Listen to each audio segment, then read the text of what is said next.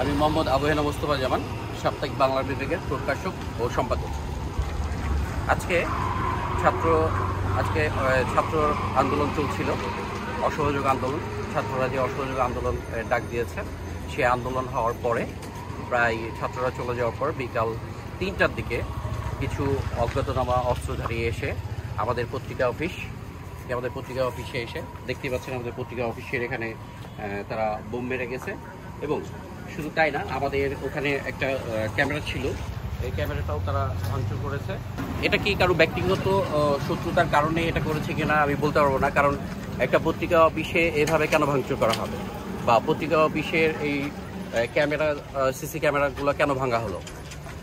তো আমাদের কাছে ক্যামেরার ফুটেজ আছে, আমরা প্রশাসনের দৃষ্টি আকর্ষণ করে বলছি যে আপনারা এর ব্যবস্থা নেবেন।